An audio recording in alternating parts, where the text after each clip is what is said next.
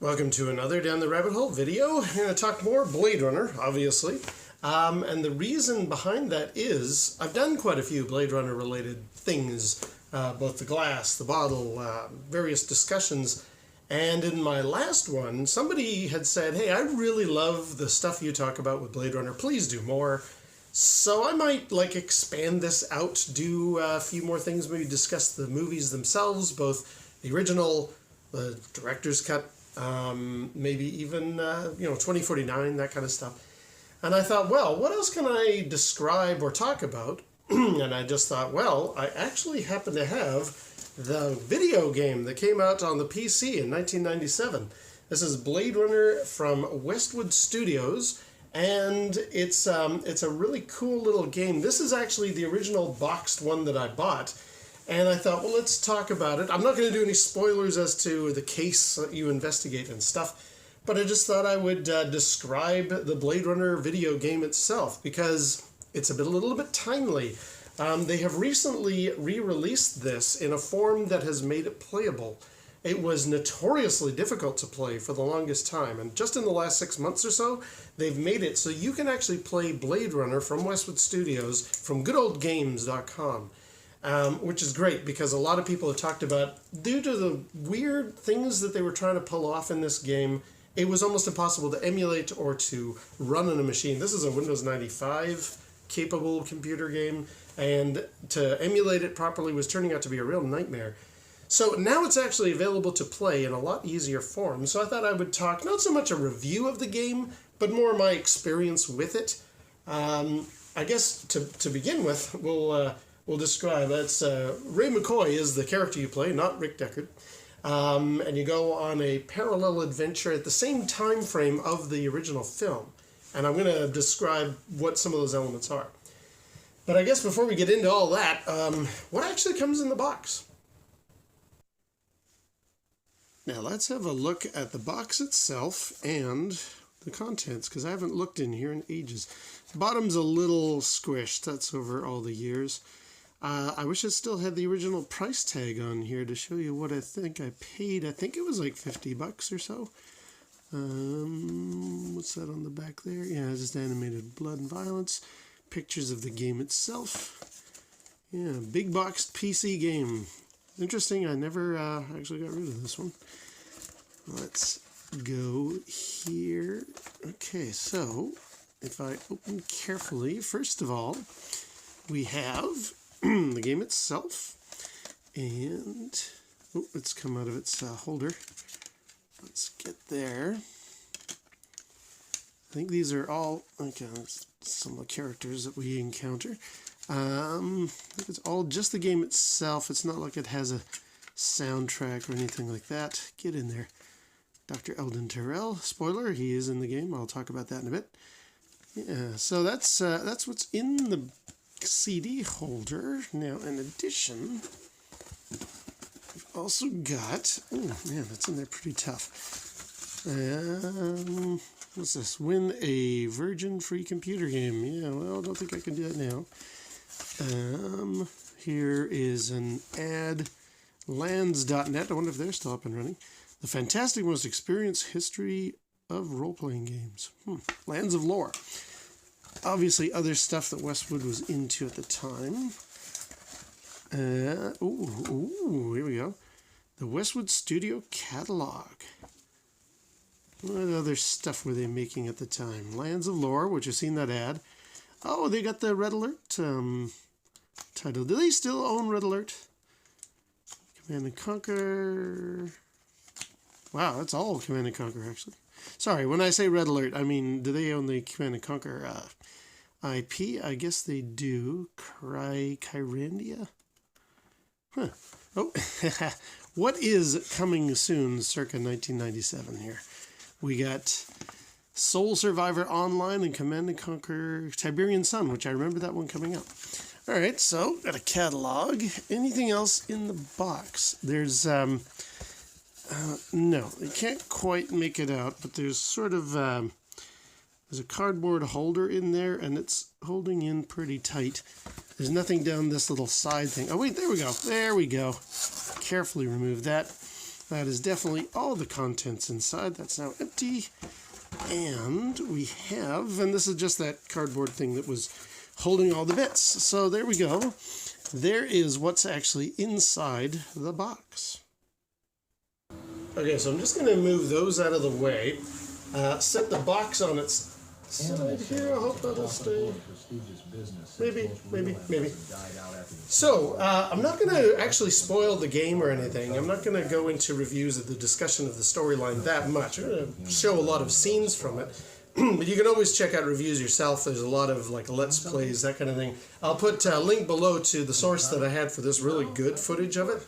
But I did want to talk about how it's a point-and-click adventure with other elements. There's some combat in there, and there's even a Pac-Man thing, which I'm going to show you later, which is Blade Runner Pac-Man. That's something new. But to begin with, part of the reason this game was so difficult to emulate or reproduce or make something that people could play, you're kind of seeing it on the screen right now. There was this new technology being used that the developers, Westwood, came up with where you can kind of see how the lights flashing are casting different colors on like his pants, for example, or some of the other characters you're going to see as they move to different areas in this static camera view, like almost like a Resident Evil game. The light on the character does change. There's reflection from like neon lights will actually put a little highlight on that side of the character. There's an the environment is actually being fed into what you see on the screen. I can't really describe it any better than that. But in addition to how cool this game was, okay, he's in there now. He's going to question the owner of the shop. The reason that this game has been so hard to replicate and to emulate and until now be playable is due to all of that technology.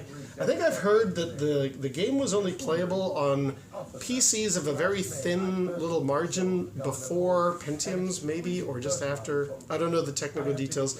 A lot of people have done research and discussion about this. But it's part of the reason that the game has been sort of hidden away for the longest time. And when I talked about why I never sold this, it was only because I was a big Blade Runner fan, and I have other games that I was a big fan of that I did sell. Why did I not get rid of this?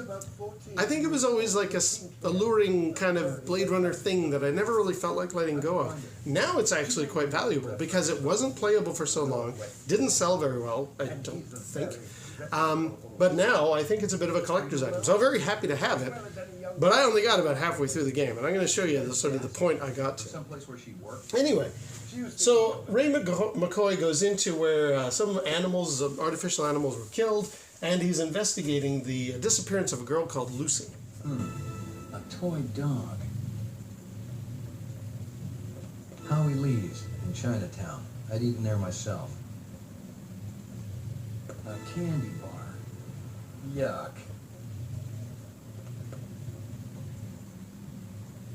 Well, isn't that cute? So it gives you an idea of the kind of game we're talking. Like, you go in, you investigate, you check things out, you collect clues, you have them on your kind of computer in your car that you can recheck what are all the different clues you've come across, that kind of thing.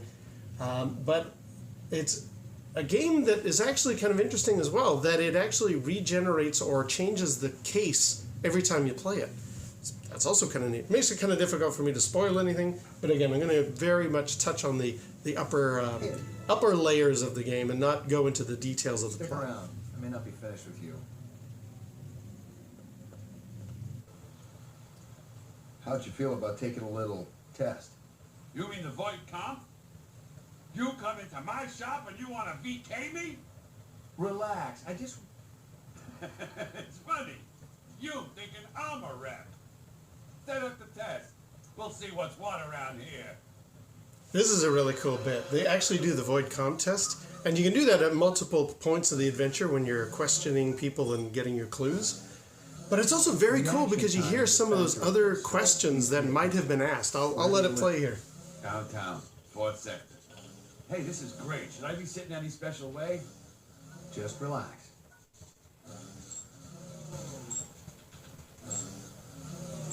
A man dressed in rags approaches you on the street and asks for money. I tell him to get a job.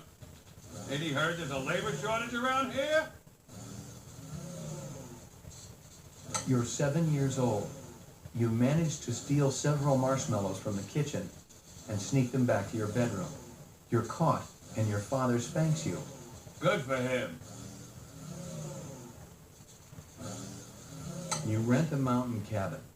On the walls, someone has hung old maps and Currier and Ives prints. I'm not much for art.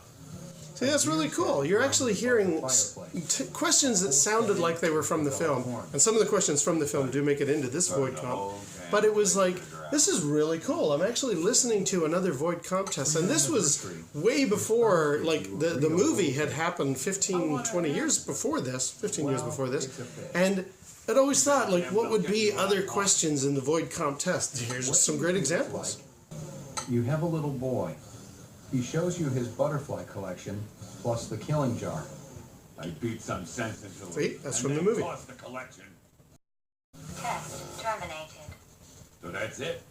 That's the end of the test. Since you didn't shoot me. And again, you do this at multiple points in the game. It's very, very cool from a Blade Runner fan point of view. Well, you know, I think about skin jobs all the time. I remember I mentioned it's not just a point-and-click adventure. There's actually combat in here, and it's pretty well done. Ray is about to encounter a bad guy. Where does he show up? Oh, there he is. And you use the mouse and the clicker to actually fire your gun and down your opponent. That happens a few times, or you'll be chasing somebody. You'll actually be doing some gunfire. There is even a section where you're running around a sort of shooting gallery at police headquarters where you can train and you can do this gun action. It's a really interesting, refreshing change to the gameplay. Maybe the photograph validated his own existence. You even encounter Gaff. Rumor has it you've been earning your stripes, McCoy. Working on it. Keep it up. You just might have a future in this business.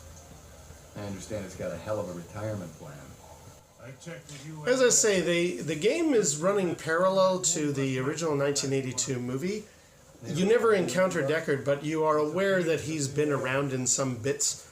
There's a whole bit where there's a line that references him as well. So it's kind of a neat, what else was going on at the same time kind of a story. And for those who like to imagine other parts of the Blade Runner tale, it fills in some of the gaps. It's kind of cool. I'm starting to understand. If you ever retire a human, your career is over. Remember that.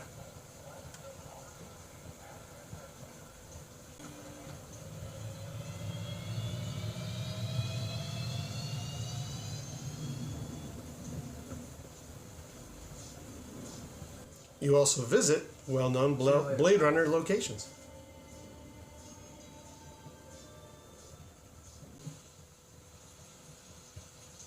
Another famous Blade Runner location. What you do, huh? Excuse me. Deliveries to Red. And it's actually James Hong reprising his role as Chew. You wait. You not take up time. Busy. Marcus Eisendaler is dead. Okay, we talk. Quick now. What you want? And he's not the only one who has reprised his role. Now, Harrison Ford, especially at this point in his career, was not interested in reprising his role, revisiting Blade Runner, anything like that. He wasn't going to have any part of it. So we never actually see Deckard referenced. There's one line where they talk about him. He had missed Holden's badge in Leon's apartment, and the police chief says, that Deckard, he feels too much, But we go to the Tyrell building, and we encounter somebody else there.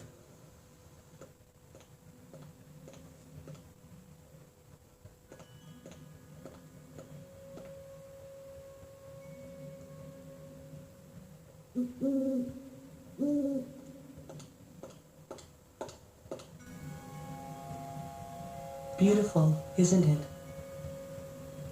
The owl or the view? Both.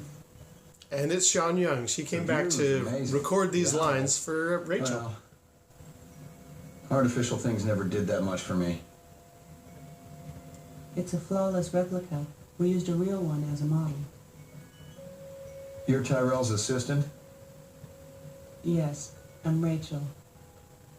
Dr. Terrell has already met with one Blade Runner today and has important business to attend to. Now, you saw on the box, the CD actually has Dr. Eldon Terrell. He's in this. He's got a whole sequence later on as well. I don't think it's the same actor for him, but he does show up, and it's very cool to see, if not him, a very good sound-alike. Replicants aren't pets. Right. Pets live longer and don't go around killing people. As I explained to Mr. Deckard earlier, I've given the Nexus 6 model a past. I've given it the purity and innocence of childhood, and all the joy and despair that comes with a real existence. That's hardly a death sentence. That's life. I thought you weren't meeting with any more Blade Runners today. Well, I decided to make an exception. Mr. McCoy, isn't it? You do understand the need for the Nexus 6 to have an identity. Not really. No. So it's a very cool game. It's got a lot of neat twists and turns, some very famous locations. Hysteria Hall is about as far as I got, and I think this is maybe halfway or a third of the way through the particular case I was on. And it just got very, very difficult for me to figure it out. But I wanted to show off the arcade section here because there's actually a bit, I talked about there's like a shooting gallery you have to go around. There's a similar section here where you're pursuing a suspect. And because it's laid out the way it is, I always thought this sequence was kind of cool because it's a little bit like a Blade Runner Pac-Man. Like, there's McCoy. He's got to make his way through the maze with shifting walls and that. And, yeah, it's a neat, what they tried to do in the game, a good indicator. It's Blade Runner Pac-Man.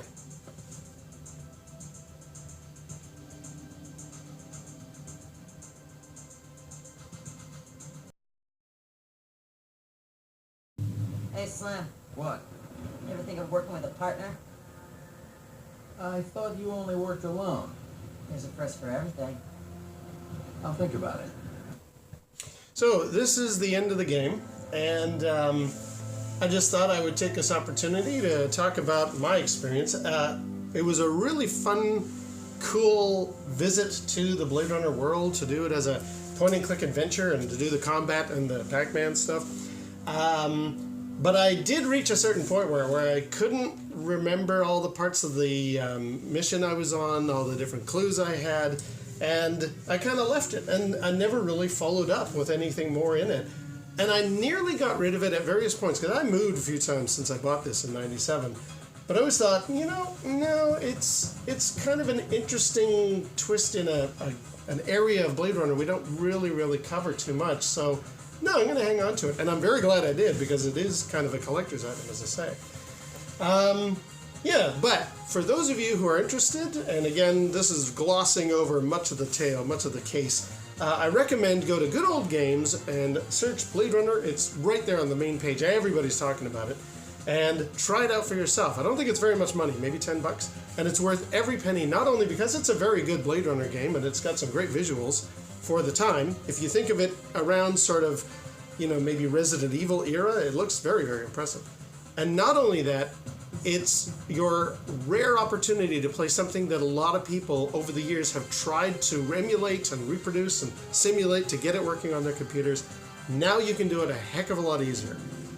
And yeah, I think I'll probably be doing a lot more Blade Runner videos in the future. Might even talk about, as I say, the films, and I got a few other ideas up my sleeve. But until next time, we'll see you down the rabbit hole.